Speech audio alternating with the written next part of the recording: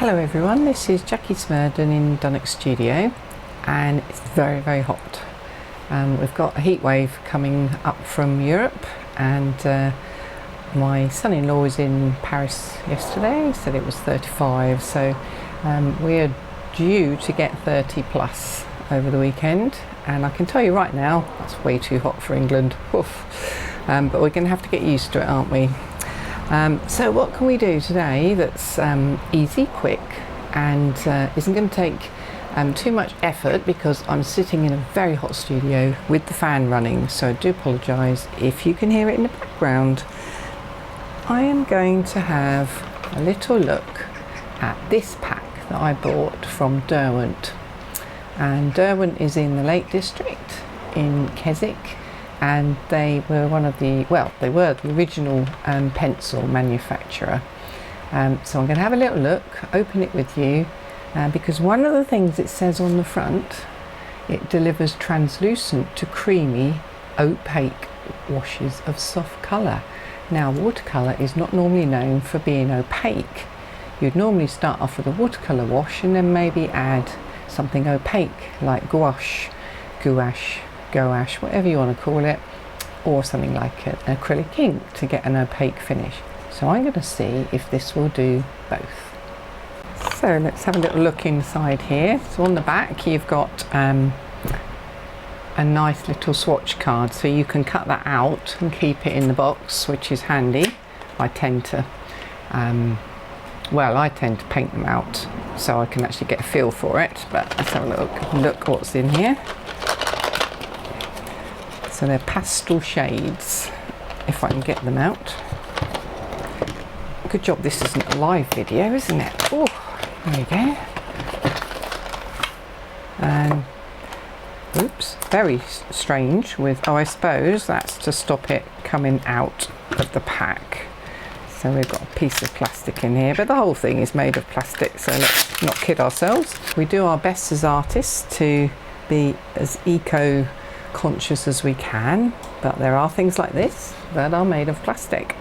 However, if you look after it, it should last you a lifetime, and you should be able to pass it on to somebody else.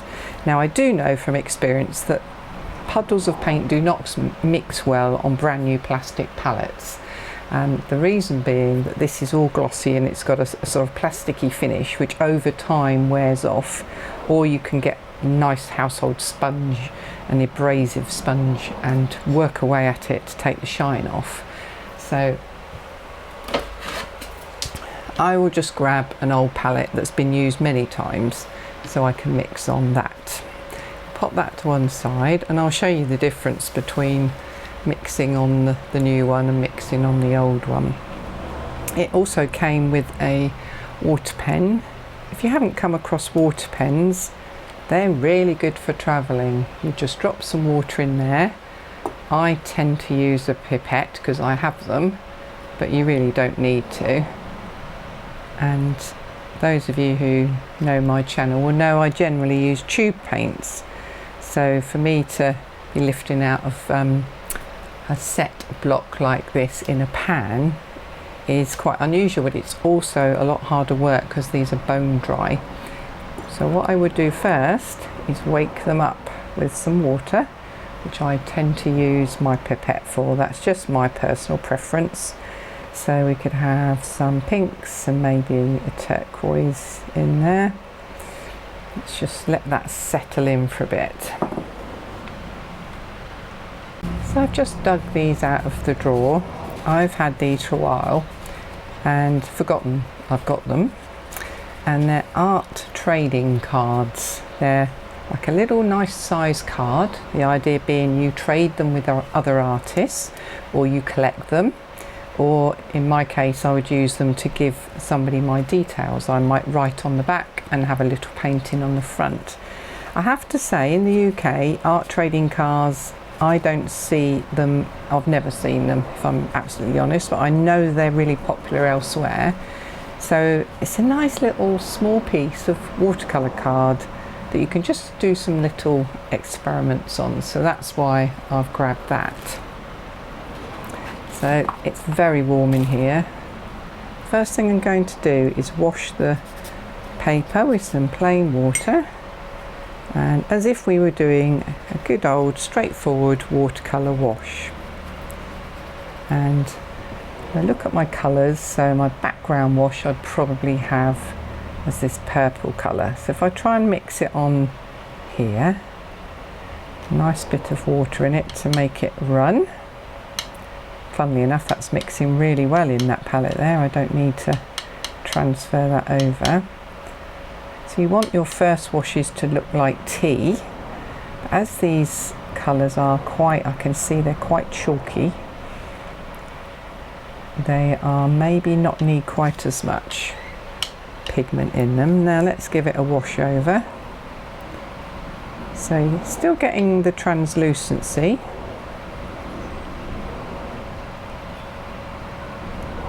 She's very soft, isn't it? Very soft finish of pink. If I just zoom in for you, it's a little bit blotchy in places. You can just about see the colour there, so it's not particularly strong. Right, let's let that one dry, which will take about 30 seconds. And let's try another colour. So I had my turquoise on there, which is a nice colour. Now that's going to be interesting to see if another colour would cover turquoise up, because as you can see that's a lot stronger than the previous one we mixed. So just let that just run off a little bit.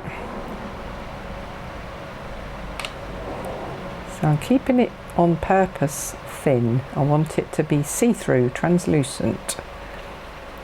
And with acrylics and oils, that's a common way to make depth in your painting, is have translucent thin washes of colour with thicker, not necessarily in pastel, not chunky, but just thicker opaque layers here and there on top, so you get this depth in your painting.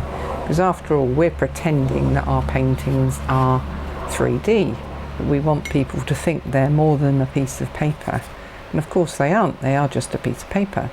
So it's all about illusions and having some fun, of course. So let's go for the bright coral pink that's there. Just mix it up in that one. That's even more chalky than the first one. And let's just drop that on. Now that spreads really easily. Getting some nice marks on that one, as in the paint, giving some nice shapes. So those are my translucent washes that are just busy drying in the warm air here. Whoops, put that one down there so you can see it. So what colours did I use? So I used turquoise, I used orchid pink and pink flamingo. So once they're dry, we'll see if we can layer more opaque colour on top.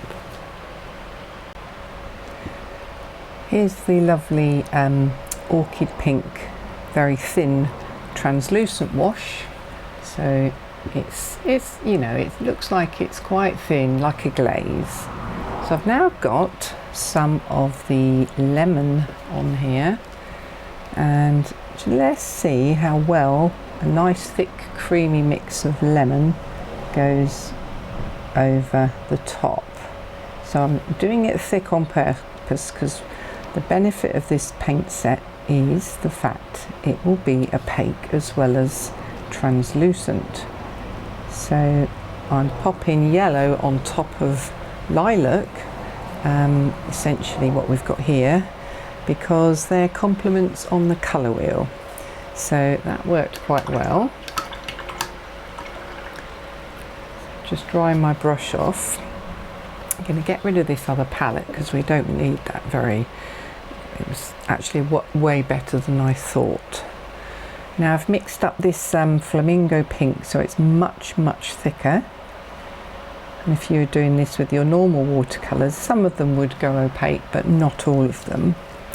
These yellow dots are starting to dry, but they are still fairly damp. So let's just see what happens. Let's just try some very simple flower shapes. Point your brush into the middle. and then just push down and lift off as you move the brush over, rather than try and bend your arm round. Turn the paper round. Depending on what sort of brush you've got, this may be really easy or really difficult. So 1, 2, 3, 4, 5, 6. Always try and have an odd number. Nature likes to work in odd numbers. That worked really well. So before I move on to a different colour, whoops, one's jumped out. Just going to pop this round so you can see where I'm going. So the original background colour was this one, the orchid pink. So let's just revitalise that. Yeah, because maybe I didn't put enough on the first time round, that's why you can hardly see it. But all these things give you a little bit of subtlety. I'm not convinced. Did I use that one first? Who knows? You can tell me in the comments which one I used first.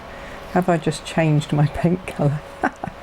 No, I do believe I'm on the right one because it looks very similar to the colour underneath it. I'm now putting it on in an opaque wash with less water, and it is covering up what's underneath quite well.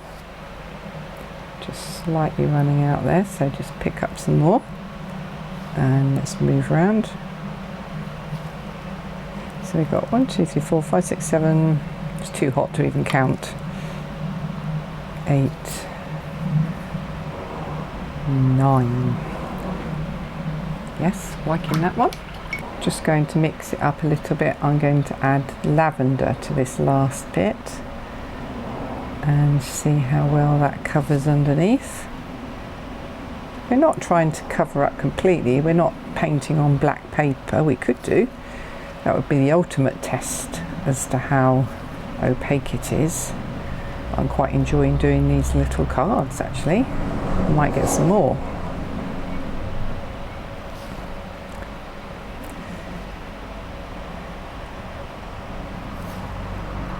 I'm constantly topping up my paint so it's nice and thick and creamy. There we go. So they've come out really well. You can see there's a little bit of, because of the heat in here, little bit of puddling into the middle of the flower, and then you get a harsh line. So you can see there where the middle of the flower petals have taken longer to dry, so therefore it's a little bit of a line there, and on this one as well. But to me that just makes it look more interesting. It's a texture. So we'll put that one to one side. Right, moving on to a couple of different colours. We have a silver blue and a storm grey. I'm going to pop them on top of this very translucent turquoise. So let's imagine first of all that this is maybe the sea and you want to pop on a seagull. We've all done this, haven't we? We've popped a seagull in. Oops, I rephrase. We've all done this. We put a gull in because apparently there's no such thing as seagulls. They are just different forms of gulls. So that was the silver blue. So it has covered. You can see the bird. This one is storm grey. Let's put, because it's darker than the turquoise, I'm going to try it over here. That really stands out, doesn't it? So that one by comparison is quite weak, even though I've spent quite a long time popping that colour in. If I add maybe like the body of the bird or something, give it some shadow, it'd work. Yeah, it's not really working, that silver one. Not in order to cover something else up. Let me just try it over the sky. Not the sky. Imagine this is something over here, some rocks or something, who knows. Is that going to cover? Yeah, I suppose it does, but you can quite clearly see here, there's underneath there, you can see the edge of the turquoise, whereas if I pick up the storm grey, you can probably, there we go, obliterate it immediately. So Storm Grey has got more covering power. I guess it's darker, so it would have. So you can sort of imagine that that's some sort of rocky cliff scene or something. And we've got some gulls flying there. Now, just to finish off, let's pick up the turquoise nice and thickly, because we've got turquoise underneath.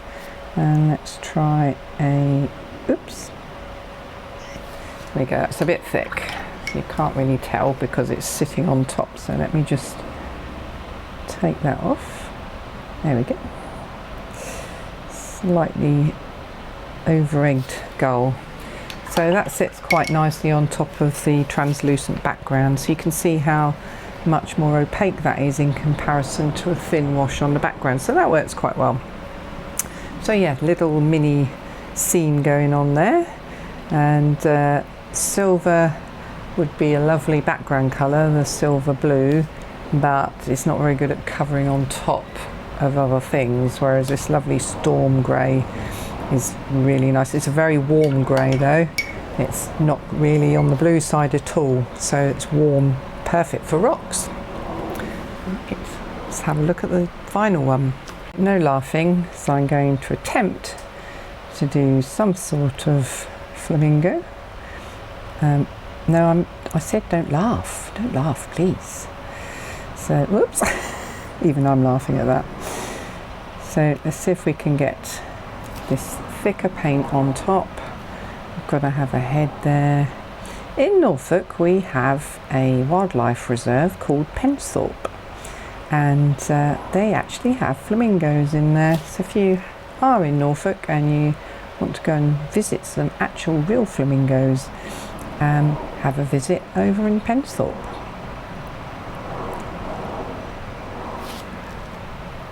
So you can see that this lovely pink is covering really well, as you would expect.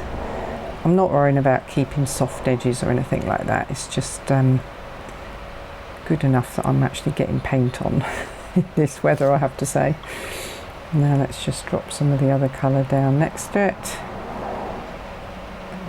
There we go. And then let's try one we haven't used before, which is the got two oranges here. Let's have a little look. Coral pink, I think that is, and that's peach. Well, interestingly, on the box it looks, peach looks completely green to me. I don't know about you. Coral pink is that one, so that's why it's good to swatch them out, because real life colours are very different to what's printed on a box. So we are now going for coral pink. Just pop that down the back of the bird. Ooh, look at this. Ooh, it's definitely not a flamingo anymore, is it? It's turned into something, goodness knows what it's turned into. And that's why you watch my channel, to see me make terrible mistakes and laugh while I'm doing it. There we go. Put that in there. So I would say that's covering, all of those are covering absolutely, and wouldn't have any problem covering up what's underneath with them. There we go. That is definitely not a flamingo. Please don't write in. But you get the idea, as we're covering up what's underneath, and if I compare to these beautiful flamingos on here, you can see what's wrong immediately. The neck is too thick, the head shape is all wrong. But hey, I'm not a flamingo expert. Some of you probably are.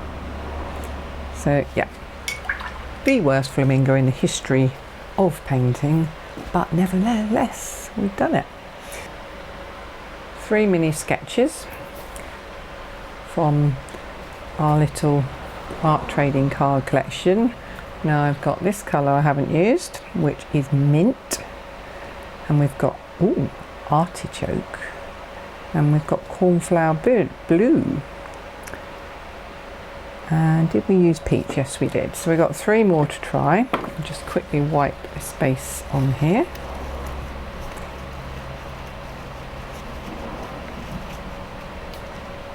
So cornflower blue, in you go. Cornflower blue. Let's have some dotted flowers on the side of the cliffs.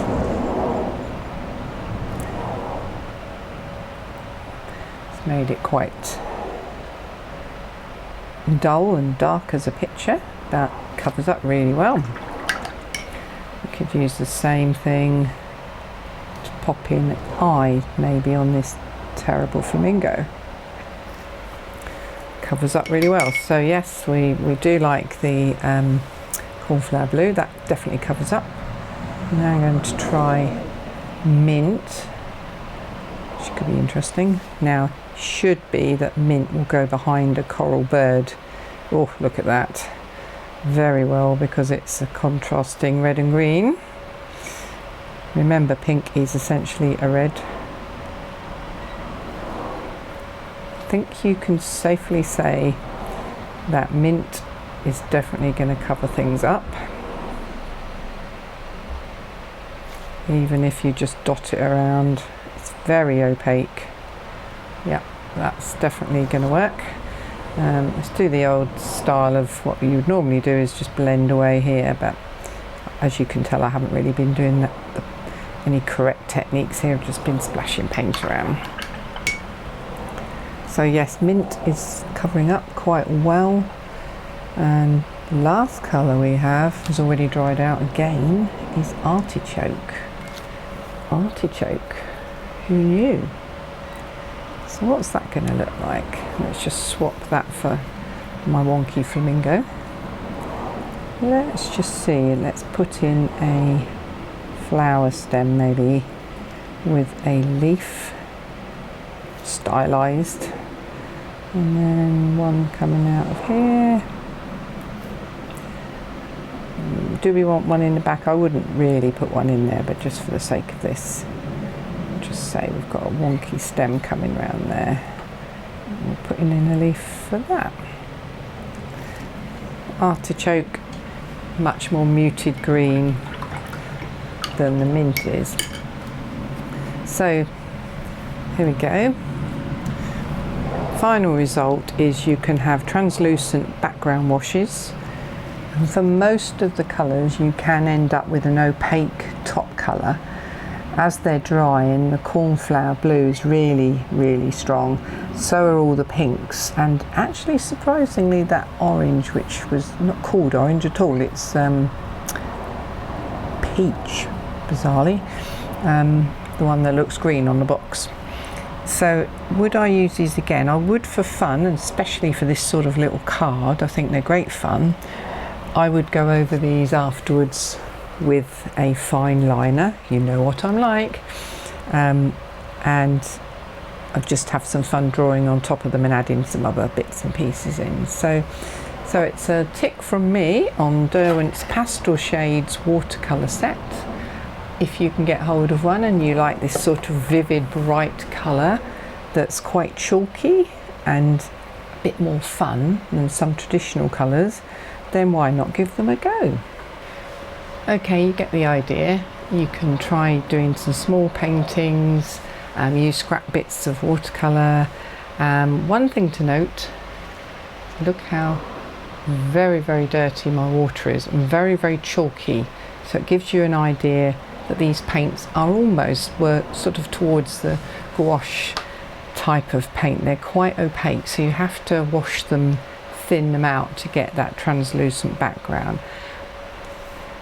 So on contemplation of nearly finishing my video, I looked at this flamingo thing and decided that it needed to go. So I've done a much nicer one, and without the pressure of the speed of filming and being able to concentrate, because I learned a long time ago from a very good tutor who was doing a demo in front of at least 150 people that you can either talk really well or you can paint really well. You can't do both. I'll leave that up to you, your decision. However, a little bit more concentration Basically I reversed the colours. Instead of the pink in the background, I've done this lovely mint green in translucent wash, and then popped the nice pink colours on top with a little bit more finesse than before. So there you go, there's my art trading cards. They are just for fun. I might just embellish them, I might not. Would I recommend Pastel Shades watercolour paint set? Yes, I would. If you like bright colours and having a bit of fun and not worrying too much about getting colours exactly right, and accept that they are going to be a little bit chalky, but that's the nature of a pastel shade, let's face it. So over to you, give it a go. If you've got something similar in your part of the world, do let me know how you got on. And remember, try and do a nice thin wash first and then add some opaque details rather than everything being opaque to start with. It's much more interesting to look at. Hope you enjoyed that. Happy painting, and I'll see you on the next video. Bye for now, take care everyone, and see you soon.